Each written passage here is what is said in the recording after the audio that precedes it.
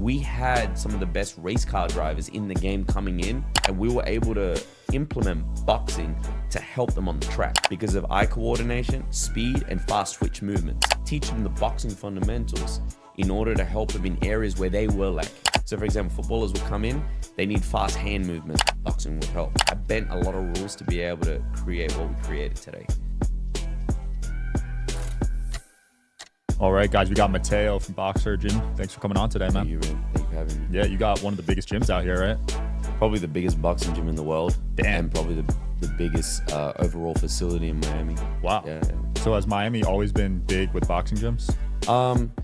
Believe it or not, it's got some great historic boxing gyms because Muhammad Ali actually used to do his training camps down here. Really? Yeah, he did it because of the heat. The heat here is just on it's on another level if you're not used to it, you know? So fighters have been coming here for quite some time to be able to do their camps, prepare for big fights whatsoever. But yeah, it's a city that's well known for boxing. Dude, when I landed here, I was drenched. Crazy, right? I flew in a hoodie and sweatpants, and that was a huge mistake. Yeah. Even like I was just telling you earlier on, I went to Vegas. I got so used to the weather here that when I went to Vegas and it was so dry, I was like, wow, like the change is just completely different from the east to the west. Oh, yeah. Your lips were probably chapped for the first time. Yeah, I was bleeding from the nose. And so I was like, what? Vegas crazy. is big in boxing too, though, right? Vegas is that boxing hub. That's the entertainment capital when it really comes down to boxing fights. A lot of big fighters do their camps down there.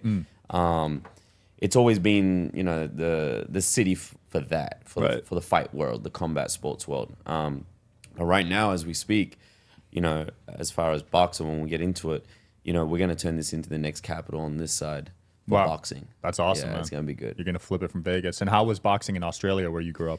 Yeah, boxing was great, man. Like, I fell into the sport. My father took me to the gym. One of the biggest names from prehistoric boxing was Costa Zoo. He was the guy that actually defeated Zab Judah. If you know who Zab Judah is in the boxing world, that was a big upcoming name. Started at 12 years old. One of the top amateurs in the country. Came up, had about 200 amateur fights. And then after that, flew back and forth to the USA, competed in world championships, national competitions, stuff like that. And boxing in Australia is not as at a high level like the USA and other countries like Cuba and the amateurs, and then Russia. You have we're very behind when it comes to the boxing side of things. But we are great in other sports like rugby, cricket. Right. So those sports there are very dominant when you're at a very young age. But for myself, it was actually very challenging because we had to leave the country in order for me to perform at a very high level to be able to bring the best out of me. Wow. And that's expensive in Australia. That's expensive. So my father invested some time into myself to be able to travel back and forth and to be able to get that experience so I could reach the goals that I wanted to reach. Yeah. So you were like an outlier growing up. You were doing a sport that no one else was really. Yeah, I come from a family of I'm an only child, so I don't have brothers, sisters, didn't have many friends. I found boxing to be it was like my best friend. Wow.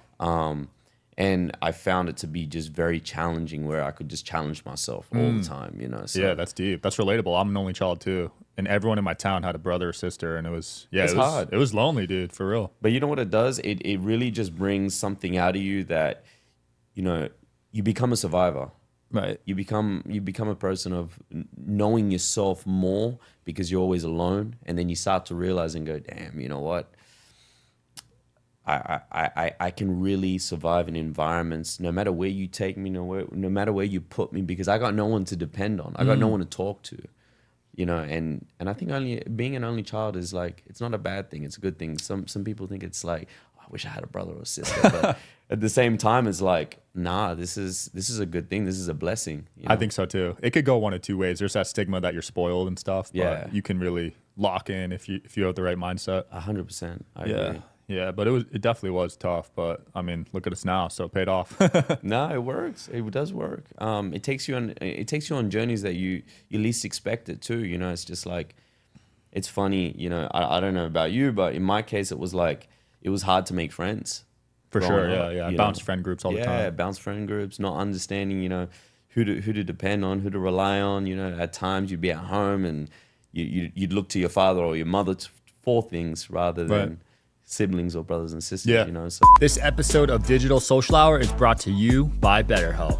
Making it easy and affordable to access online therapy, give it a try at betterhelp.com/DSH and get on your way to being your best self. The holidays are a tricky time of the year for a lot of people, and I like to stay cozy and warm at home with my favorite movies and a warm blanket and also some BetterHelp. With a lot of time to reflect during the winter months, therapy is a great way to embrace what's on our mind and find comfort that doesn't leave us, even as the holidays fade away.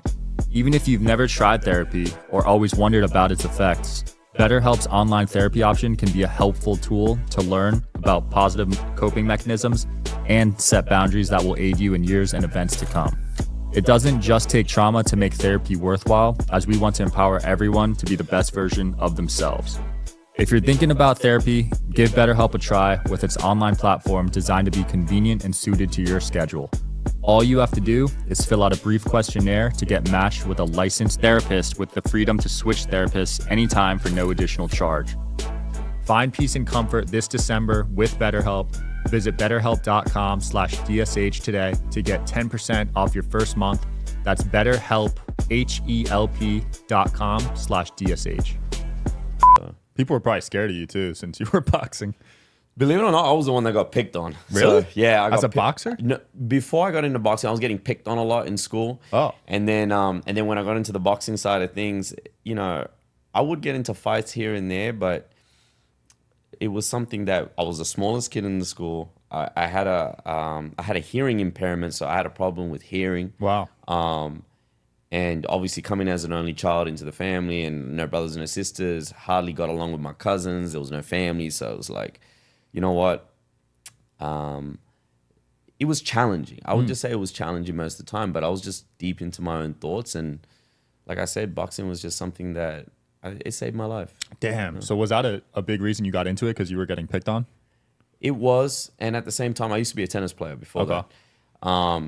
So solo sports, you know, I found sports to just be challenging overall. And my father was just like, you know what, you need to learn discipline.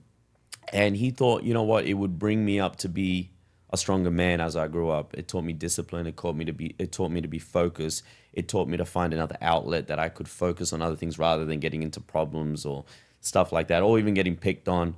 But I learned to know how to defend myself.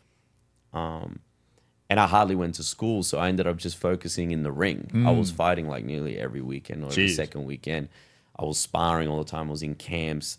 So I just really loved what I did. And I loved the sport of boxing. Yeah, you have over 200 fights, right? 200 amateur fights. That's insane. I never got an opportunity to turn pro just because I sort of fell off a little bit. We can get into that after if you want. But yeah, having that record and having that experience, it was something that at a time in my life, I was like, damn, I really went through all this and I was training that hard and I had these many fights at this amount of, you know, in this time frame. It was just like, damn, a lot of guys in a lifetime don't even get that chance, but it was all the experience, you know, and I love getting in the ring. Yeah, that's the most fights I've ever heard.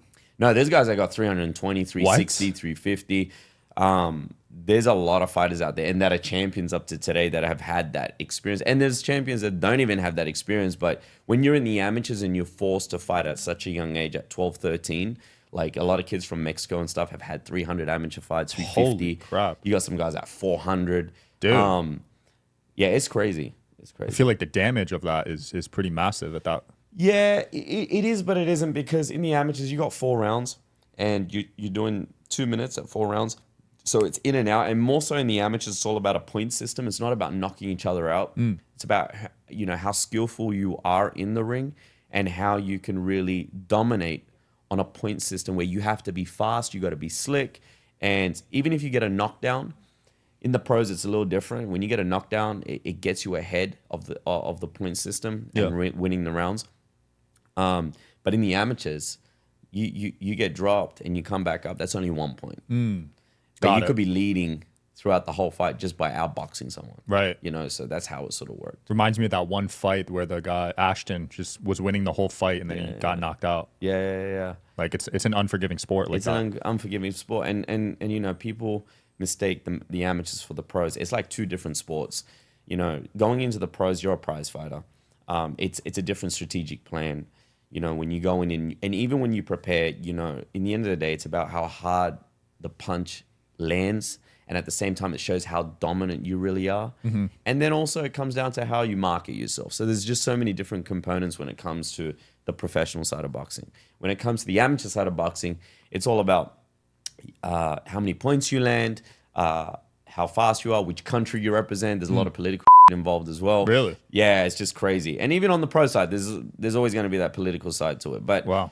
in the amateurs, especially when it comes to even the Olympic Games, I don't know if you've seen what's going on. Oh, with the guy, girl, or Yeah, whatever. yeah. It's just, you know, like, it's just how it is. That was a weird one because she was born a girl, Yeah, it's crazy. but she has testosterone or something, right? Yeah, yeah. They change the rules all the time. But this is how it is in the Olympic Games, you know. Yeah. I guess they got their own agenda on how they run their sport. Do the best boxers participate in the Olympics? Because I know with basketball, A lot of them do. Oh, they do? A lot of them do. A lot of them, like Floyd Mayweather, Antonio Attalla, good friends of mine, Roy Jones Jr., another good friend of mine. A lot of these guys have actually competed in the Olympic Games. The thing is, a lot of fighters these days have not competed in the Olympic Games and they've become the best in the world. And now, because boxing's just evolved, it's not as hard as before to get in, because before you would have to have a strong, dominant amateur background in order to get signed up to a great promotional company to be able to get in. These days is very different.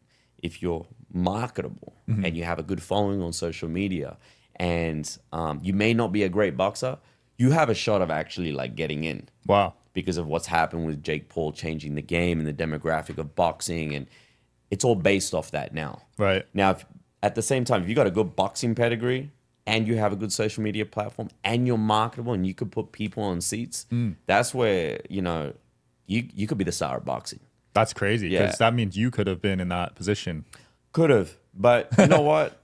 I'm super happy for where I am today. I actually don't regret it. Oh, wow. I don't regret not being a world champ, like even though that was a dream, because what I'm doing right now is something that I probably wouldn't be able to do the same as what I did back then. Interesting. I think I gained the tools and values that I've acquired today to be able to be the person I am and do the things that I did. And even so, you know, boxing was a part of my life for such a long time, from the ages of 12 all the way up to like 21, 22. I left the sport, fell off, and then I came back in, but on a different side of the spectrum. Rather than being in the ring, I support fighters. I give people opportunities now. I've been able to make a huge impact in the sport of boxing that most people would not be able to do. I have my foot in the door on a high level now. I have relationships that, you know, it's a dream for a kid. So I actually reached my dream, but on the other side of the spectrum, where I'm actually getting respected more than maybe when I was a fighter. Wow. Yeah, That's crazy. It's just crazy to think it like that. And you know what? The skill set that I developed through this time frame has put me in a position today where I can support and help others. And I become that person where I'm a giver. Right. And I can help and support in many different aspects, rather than, yeah, I could become world champion. I can inspire. But a lot of athletes, they can't do what I do. A lot of fighters couldn't do what I do right now. Even on that level, we see a lot of high-level athletes that their goal is to become champ, but what's after that? Do they really support the people? Do they really help the people? Do they really move the multitudes? Yeah, but do they really give back? That's what it really comes down to. And it's not, you know, I've spoken to a lot of my fighters about this, and I said, it's great that you're doing it for you, but then after that, what's next? Who are you going to change next? Because at the end of the day, you can make an impact, but by making that impact, how do you do it? Wow. You know? Yeah, that's deep. How do you really do it? How do you change the world and the industry in what you do to make a positive change? Right. There's kids out there that need help. There's fighters out there that need direction. There's guys that are in the game that I've seen that are so talented, but guess what? They're not marketable, or they don't know how to market themselves. So this is where I sort of slot myself into the industry, and I get myself and my team to be able to help these fighters and these young athletes, and to be able to show that it is possible to create something for yourself, but to have the right mindset behind it. Right. Don't just think about yourself. Think about how many people you're going to impact in a positive manner. So when you get in that ring and you fight, teach them that it is possible. You came from nothing, that you did these things in order to get to where you're at. You know, go outside the box a little bit. You know, when you do when you do your training, talk to the camera and teach people about why you do what you do, why you do specific things, why you have a routine on this level. What do you think about when you fight? All these things make sense to be able to pass it down, because straight after you finish your career, you want to be able to pass that down, create that legacy for yourself, rather than just being a champ and then potentially being forgotten. Because even the people these days, you know, we ask random people, you know who Mike Tyson is? Most people will say, yeah. Right. But if I ask you right now, do you know who Shakur Stevenson is? No. You have no idea. That's a world champion right now. And that's what I mean. You know? Right now he is? Yeah. Wow. But that's what I mean. Like, you know, these guys, they want to make the money. They want to make the bread. They want to become champ. But are they really leaving a legacy behind, just like the others when we go back 10, 15, 20 years ago? Right. You know? Yeah, that's a good mission. So was that the vision with the company, with Boxer? Yeah, the company with Boxer, you know, it started with my partner and myself. Started out of our condo in COVID. I decided to take a risk where back was against the wall, and had to make money. So I decided to go back to the boxing side of things. Before that, like I said, I sort of fell off. I ended up with the wrong group of people. That's easy to do in Miami. Well, not in Miami, back in Australia. Oh, in Australia. Yeah. And to be honest, I'm not proud of some of the things that I did, but you know. Oh, it was that bad? Yeah, it was that bad. Shit. I didn't want to. I felt as though that through my boxing career as an amateur, everybody else was working and making money. I was not making money. I was not growing financially. I felt as though that everyone's ahead of me of the game. And so I felt some type of way, and then I sort of fell out of the love of boxing because of the pressure. So by that time, I was like, you know what? I'm going to go back to Australia. I was here in the US, in LA. I was training. I was competing. Then I go back and I see some of my friends. I was like, damn, they're driving nice cars. I see friends making moves in their fields and stuff. And so I wanted to be around that. I wanted to follow that, you know. And it felt good, and it felt right at the time. And I thought, damn, this is my break. You know, boxing's getting me nowhere. Believe it or not, it did not get me anywhere, except I did acquire street smart details. And that's what helped. And then I realized, okay, I need to change completely because it ain't working out. I'm going to move. So I went to Colombia. Wow. Random. Colombia. Grabbed my passport and left. And I lived in Colombia for about a year and a half, trying to figure out what I'm going to do. I had, you know, my money, and I ended up landing up in Miami. When I got to Miami, I met my partner at the time, and we ended up getting stuck in COVID. Go fast forward to the apartment, the condo.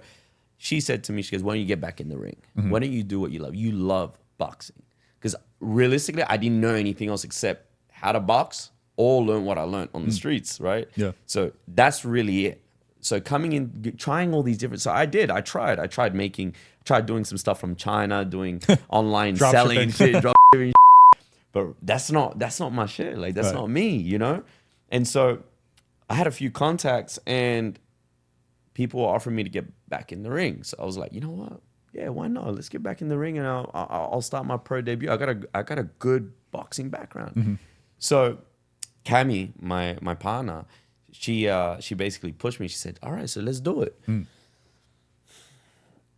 started training, started getting ready. Boom, COVID hits. We stuck. What are we gonna do? So I decided to think to myself, well, okay, well, if I can't fight right now, I never thought about teaching, but let's give it a crack.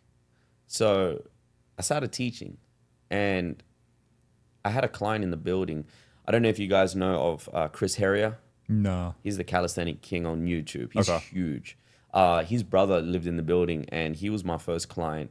He said, man, teach me how to box. I was like, all right, no worries. So I taught him in the building through COVID. And he was going, damn, I'm picking up the fundamentals from you, man. Like, you teaching this stuff, like, accurately. So he goes, what do I owe you? I go, bro, I don't even know. And I go, you give me whatever you think. And he's like, all right, I go, just tip me, bro. I'm not even charge you. I enjoy doing this. Let's just see how you progress. One thing led to another. Other people heard. So I started training him in the building. And it was for nickels and dimes. It was for like 20, 30 bucks. Just tipping me to try and survive. And then obviously through that time frame, I couldn't afford to pay the rent because there was no money coming in. Right. COVID hit, whatever. Anyway, so moving forward, I was training people in the parking lots outside because gyms were closed. And then we had a house gym. And then people in the buildings around started noticing me training them on the mitts, shadow boxing. You could hear the sound and be like, pa, pa, pa, pa, pa. It gravitated people. And then they were like, yo, how are you? Where you from? This and that. And then they heard my accent. They're like, oh, you're from Australia? I'm like, yeah, I'm from Australia. And that's where it sort of kicked. Wow. That's legendary. It started. And it started with 2 mitts. It started with my partner pushing and supporting. And then from there on, it was like there was a time where I saved up money in such a small period of time. And I was able to get our condo and turn that into a boxing facility. I built a ring, bags, an ice plunge. I created a whole experience. Wow, in your apartment? In my apartment. And this is where we came up with a brand. Me and my partner, you know, she comes from a designer background, so she actually created the Boxer logo. Oh, nice. And then Boxer originates as my fight name back in Australia. So we put the two together, we put our heads together, and this is what you see today. Dude, that's Boxer. A crazy story. And then from there, I just ran it. And then it started to attract from what I created within the facility. It gravitated high-profile clientele base. So, for example, I started to attract football players. I started to attract artists, producers, people of that genres to come in and do it. And I didn't realize that they were really into boxing like that. But then it made me realize and go, damn, this is an opportunity to really make an impact with different clientele bases, not just boxers, not just regular people. You know what? Nah, I could hit major targets here. And I still kept it at the same. I was like, you know what? You tip me and you let me know what my value's worth. I'm not going to put a price point. I'm going to just show you the value. I'm going to show you the results. I'm going to give you that. And so through that time frame, the relationships that I built, I didn't even realize how powerful these people were until later down the track, until we started to create that rapport. I was like, wow, we got some powerful people. And I'll drop some names right now, like Steve Stout. He's the owner of United Masters. Wow. One of the biggest producers in history. He put Mobb Deep, Jay-Z, all these people on the map. We talk about Deebo Samuel, plays for the 49ers. I realized, and I had this Rolodex of clients. I'm like, wow, you know what? I'm gonna keep them good. I'm not gonna charge them like what I would. I'll just say, give me whatever you think. But I'd rather keep the relation than take their money. Wow. Because what will happen is I know it will attract the rest of the people. Now I went from private training to doing classes to now going to another facility and growing within 3 months. There was a facility next door and they had space. So I spoke to the owner and I said, hey, look, I can bring a sense of value to this space. And I could build something with my partner here where nobody's doing, which is a boxing facility infused into an area space where it was just a bodybuilding gym. So that you got the bodybuilding culture, but you ain't got the boxing culture. And then I can bring in all these high profile client base that could attract everybody else from different spectrums, because they have their own platform. So if they see me working with them, they're going to attract these people to come in and sign up. Right. So it went from being private one-on-ones to classes to now a membership base. And so we started at $99 and that included unlimited amount of classes. Is that a month? That's a month. Got it. And that was in a 3,000 square foot space. So in that 3,000 square foot space, we were able to build up 450 members actively over 8 months. Damn. Which is not bad for a boxing gym. $45K a month. But boxing gyms don't even have those amount of members. Boxing gyms usually have their fighters come in, they're open from a certain period of time from morning to the afternoon. They shut the gym and then they opened. We opened all morning, all day. It was just me and my partner running it. Wow. I was doing the classes, taking care of clients, and she was running the operational side and making sure people were meet and greeted well. And it was just an overall good experience to come into Boxer. Now, through that time frame, I attracted fighters. Fighters came in, I prepared them. The first line of fighters that we were able to train were bare knuckle boxers, BKFC. Yeah. I had 5 fighters. I had a female and I had 4 males. At that time, we were getting ready for the Hard Rock. They were fighting at the Hard Rock. We had 5 fights, 5 wins, 4 knockouts. It was like this. And it went crazy. And then we got 2 world titles. For me, like being as young as I am, coaches at my age, you don't really hear them. A lot of coaches come in at an older age. Right. Like, after they retire. Yeah, after they retire and this was for me, I didn't think about that. I was like, man, I could take in what I learned from the 200 fights and all these coaches all around the world, and I could infuse my knowledge and experience into these guys because it just became natural now. At that present time, I realized that I just developed skill sets that taught me how to become a teacher rather than a fighter now. And from the teaching aspect, I liked it more. I preferred it more than actually getting in the ring and fighting. You were more fulfilled. I was way more fulfilled because I could see the results and it came out just naturally and organically with me, with people.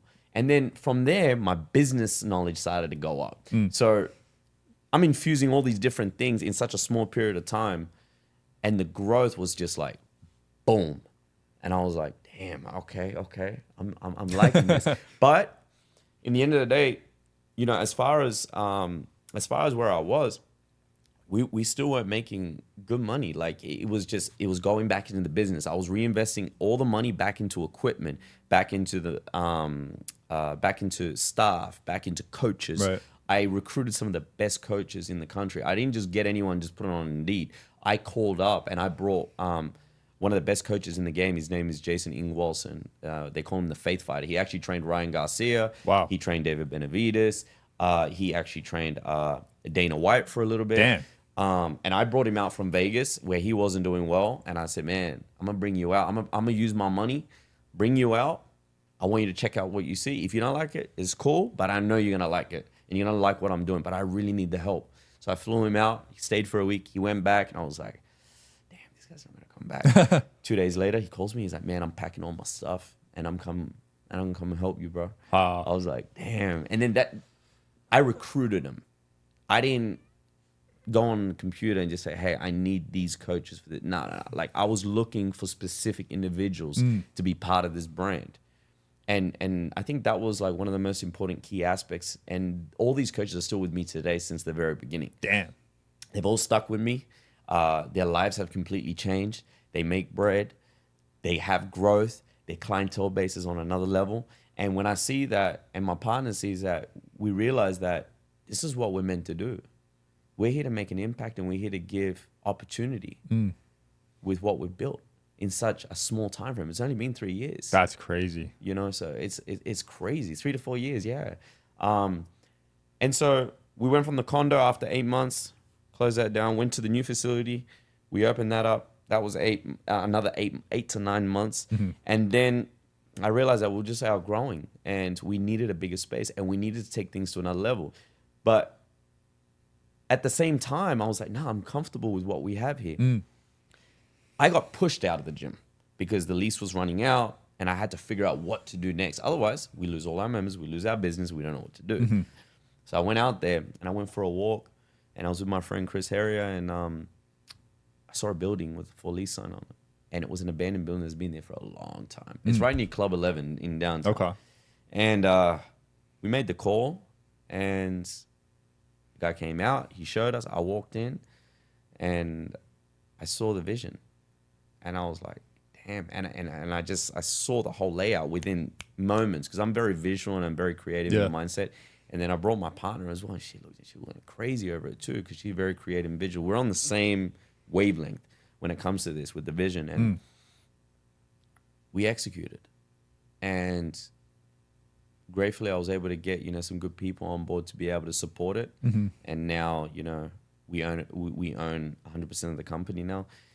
And through that time, I was like, if we're gonna go and just do the boxing side, that's not gonna work. We need to go big. So I tapped into every different type of fitness demographic you could think of.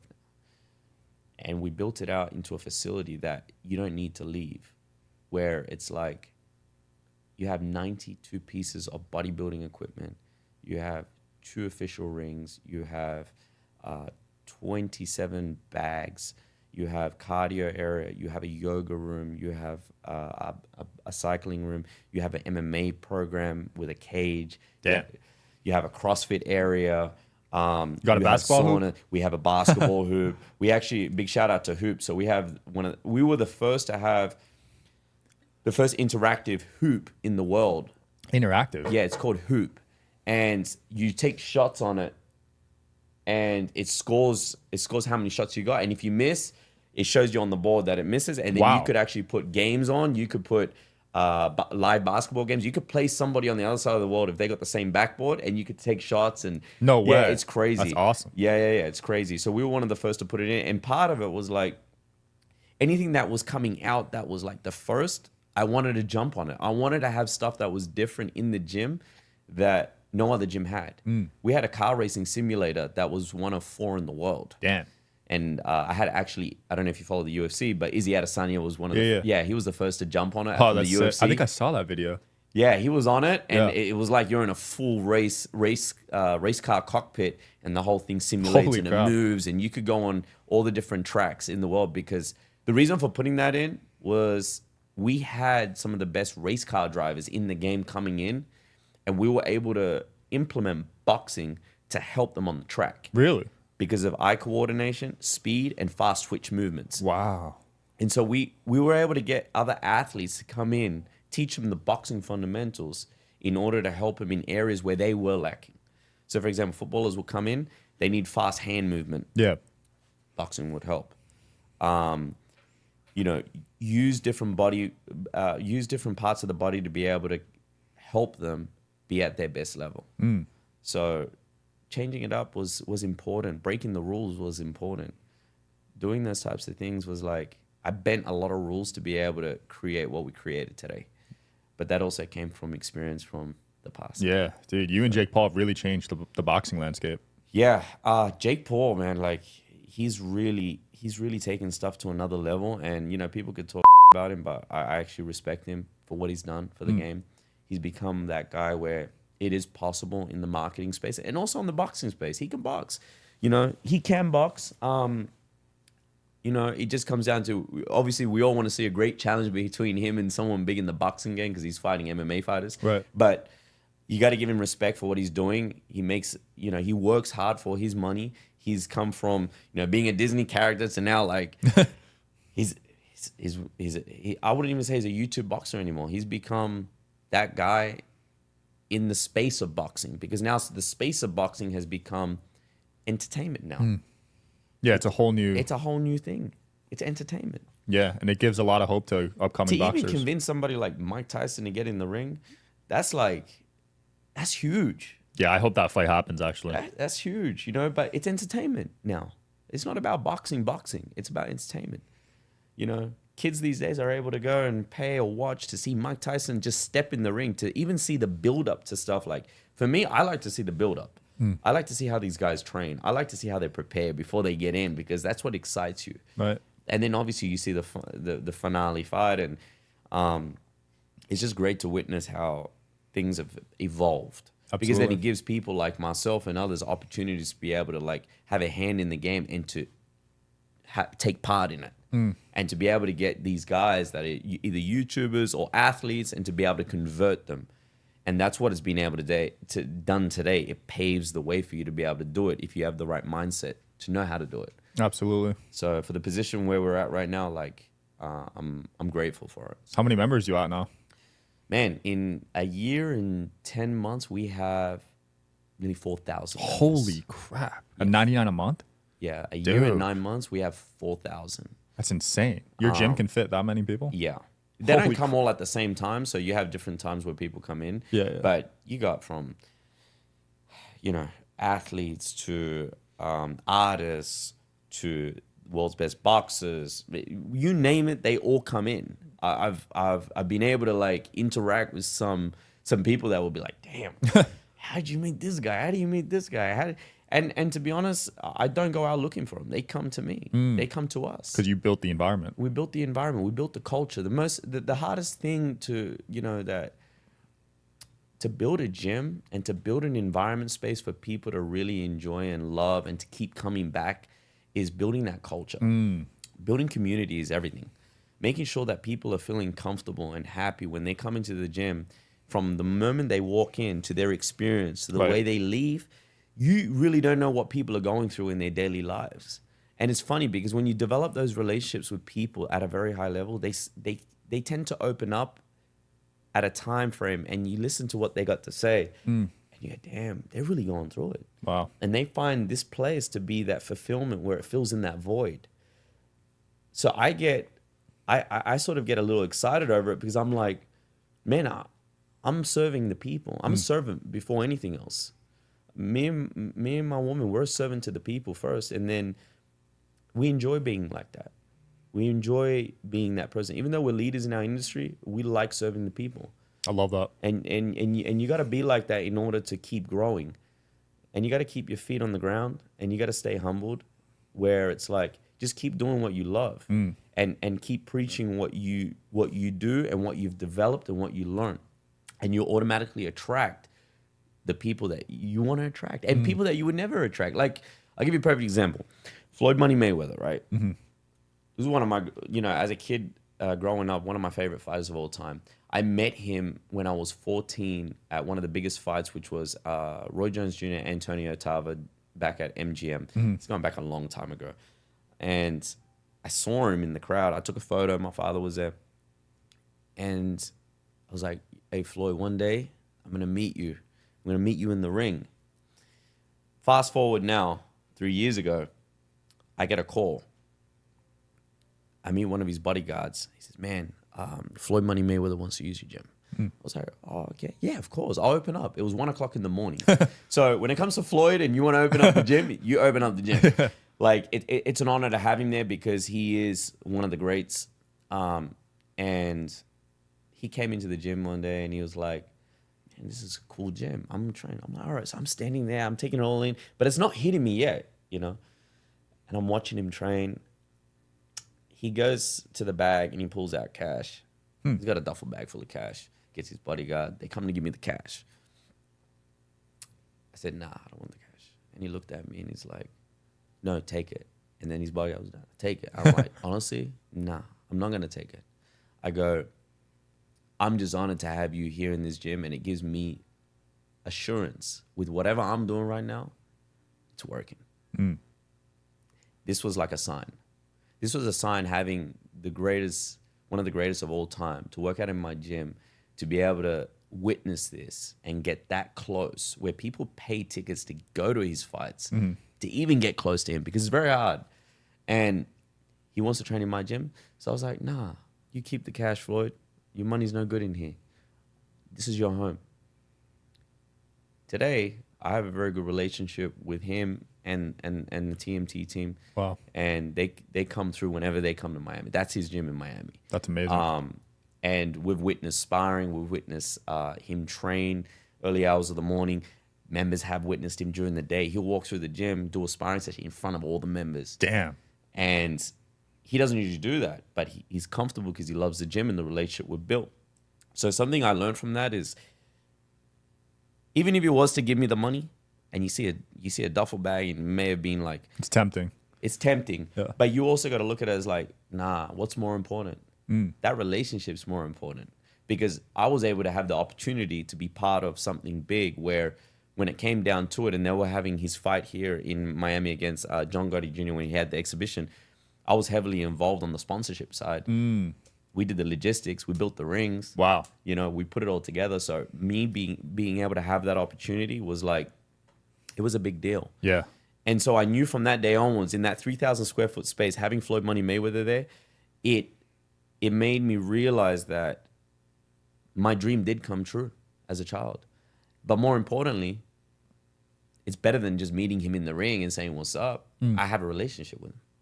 That's such a crazy story, because everyone else that he probably offered money to probably took it.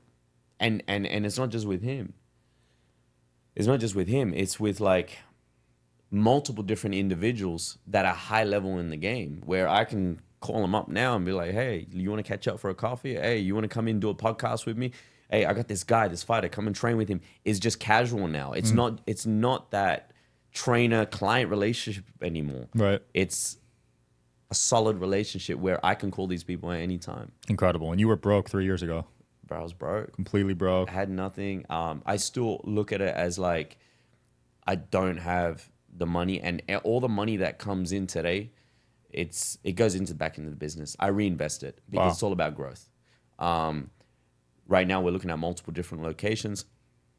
The gym is just a gym, but more importantly, it's a brand right now, because we have a management company. I just got my promoter's license. Our plan is to put on big promotional fight nights here in Miami. We have an app that's coming out. There's just multiple different aspects that line up to the business itself, the core of the business, and we call it a brand. It's not a gym. And the reason for that is because of the community and the culture of the people. Those people, anything that we bring out, whether it's clothing, whether it's boxing gloves, whether it's a big class that I'm putting on today, I'm hosting a huge class, one of the biggest classes after this, people gravitate to the brand. And so to myself and to my partner, we just inject into the brand. We fuel it. We fuel it as much as possible, where our goal is to impact as many people's lives worldwide and to be able to bring that community together wherever it is. Powerful. Because most gyms fail. So like you said, you built a brand. Yeah. And the thing is with the brand is it requires time, it requires dedication, it requires hard work, and it also requires you thinking outside the box. A gym is a gym. So it's like, if you think gym, you think of equipment in a big space. But if you think outside the box and you go, well, hang on, I'm gonna tap into so many different things. Even if I'm not a bodybuilder, man, I'm gonna do things different. And I'm gonna get some of the best bodybuilders to come in, and we'll do our own show, or we'll do this, or we'll do that. You have to think outside the box when it comes to the brand. You have to get creative. Right. You have to infuse things that you would not do. Like, I randomly just went to Power Slap to see Power Slap. I'd never been to it. I just heard of it, but I got invited by a good friend of mine, Steve Will Do It. Yeah. And I traveled with him, and that was an experience. And when we went over, man, it was electrifying, and all the different types of people that I was able to meet. And then that in itself, by me being present in a space like that, wearing my brand, and I don't go out as usual, but lately I've started to come out of the cave. I've noticed that about you. I realized, I go, damn, by doing this, it actually, like, it's working. And then people were coming up to me, yo, Mateo, how are you, bro? And I don't know a lot of these people, but they know the brand and they support it. Dude, you're talked about in Vegas. Yeah. Like, that's across the country. I hear of it from yourself and people saying that to me, but realistically, like, right now, I'm just coming out here and there. But by going out to Power Slap and representing the brand, I'm representing the people. So when the people see it, they go, yo, this guy's making moves. What's he up to next? You know, it's part of putting time into it. Yeah, you've crushed it, man. I can't wait till you build one in Vegas. Yeah, that would be great. I'll definitely be coming. Where can people find you, man, and where can people sign up for the gym? Yeah, you can find us you can find me on my personal IG, Mateo Boxer, and you can find us on the gym, Boxer Gym. Basically, I would just have to say, you know, in the end of the day, sometimes with what you want in life, it's not necessarily always going to be working for you. Sometimes things in life divert into a direction where it's like you least plan it. But if you put in the work, God's always got something installed for you that may be better. My goal was to become world champ, but I've become great at what I become in my industry, where I become world champ in my industry. So if you put it like that, you just stick to what you're good at. You stick to your passions. You fuel them. You stick to being, you know, a hardworking man or woman, and you stay dedicated and you be true to yourself. And once you do those things, before you even know it, doors open without you even realizing which doors they are. Because in the end of the day, you could be locked out, but kick the door down and see what's behind it. Love it. Bars. We'll end off there, dude. Thanks for coming on. That was awesome. Thank you, man. Thank you for having me. Absolutely. Thanks for Appreciate it. watching, guys. Check out Boxer Gym. See you next time.